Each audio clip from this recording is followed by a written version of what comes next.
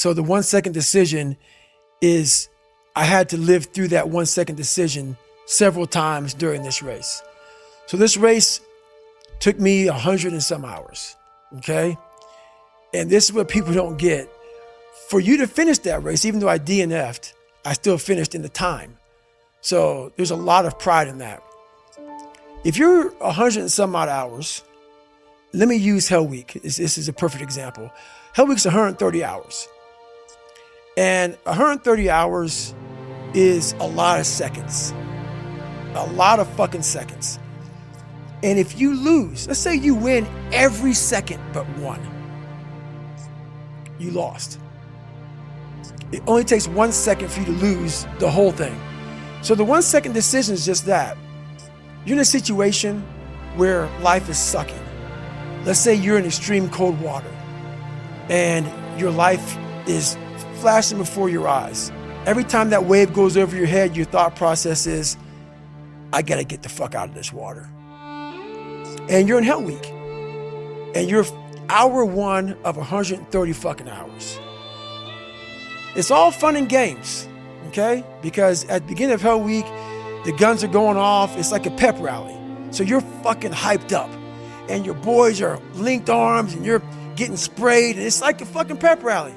The instructors are yelling at you, bombs are going off, concussion grenades, blanks from N60s. Yeah, hoo-yah, fuck yeah, yeah, motherfucker, yeah. But then what they do is they shut that shit off. They shut it off. All that hoo-yah, all that hype gets real quiet. And they march you out to that surf zone for something called surf torture. And it's that water, that Pacific Ocean is cold as shit. So no more pep rally. You're now in your head. You're linked arms with, your brothers beside you. You don't know if they could be there long or not. You don't care. You think about yourself. You lay back and that first wave hits you. Your mind goes straight from hour 2 all the way to hour 130. You can't process 5 days of this shit.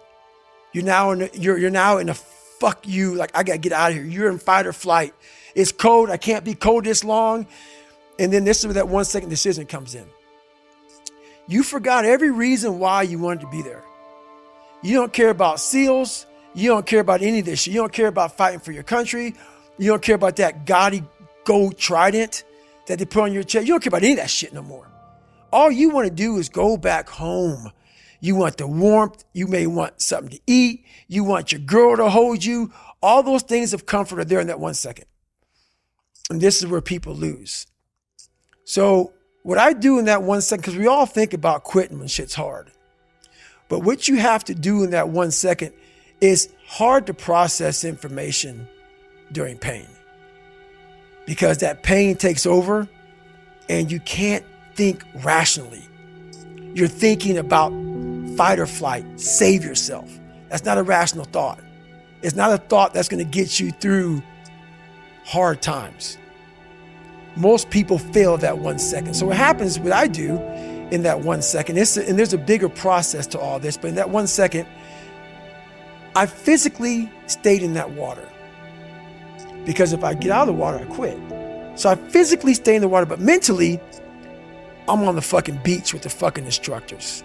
And the instructors, it's cold outside, so they got these parkas on. They got their cup of fucking Joe, and they're warm because they've already been through it.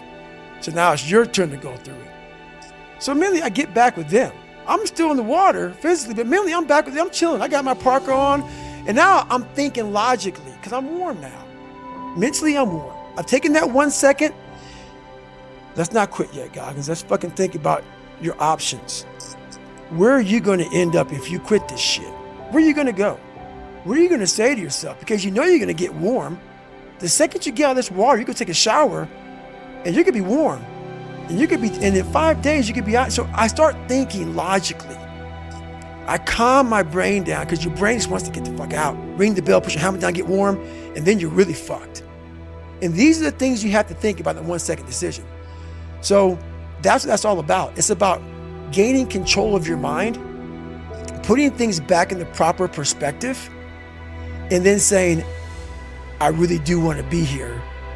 And I'm going to have a bunch of these 1 seconds through this 130-hour journey. And I have to learn to control these, because if I fail one of these 1 seconds, I will not be a SEAL. I will not be a doctor. I will not be a lawyer. I will not be whatever the fuck it is. So that's how important that 1 second decision is. It's all about your mind takes control of you. You have to say, fuck you, I run this motherfucker.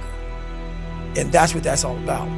Projecting yourself forward to see what are the consequences of failing, what are the consequences of stopping, is about as powerful of a motivation strategy as I can think of, you know? Because what you're doing is you're trying to optimize right now to stop the discomfort. That's right.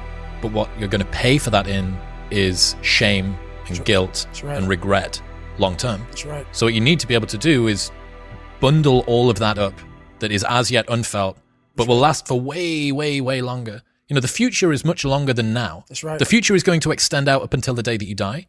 And the now is just for now. And even 130 hours is just 130 hours. That's right. And you get to look back. And do you look back with pride and glory? Or do you look back with shame and guilt? That's it. That's the 1 second. You just summarized it right there. And most people fail those 1 seconds. And then that 1 second leads to 20 years, 30 years, 40 years of fuck. I have people who have been through training with me, Ranger School, SEAL training, Air Force training, and I get calls from them today, and they have great lives.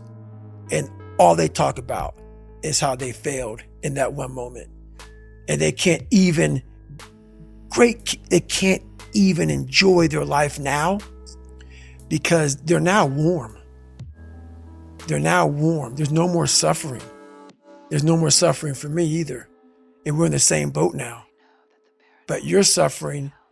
So we're not suffering, but you're thinking about what you could have been. I am exactly what I should have been. And that's where people start to lose it. Because now I realize that in that 1 second. I go through all that. I know how it's going to feel because I failed so many times before. Failure is the ultimate thing, man. I failed so many times before. That's why I don't look at failure anymore as failure. I look at it as my first, second, and third attempt. So that's what that's all about, man. You need to get to a point in your life where there's nothing on the docket. There's no 5K. There's no I'm going to get into school to be this or that and still perform to the highest level. Because what people don't get is one day that thing's going to come up. And if you're not constantly performing without purpose, you're not going to be ready when the time comes. It's this magical thing, purpose, that we're all looking for. But what's funny about it all is that we need these things to perform. But we don't take a second to realize the purpose is always there.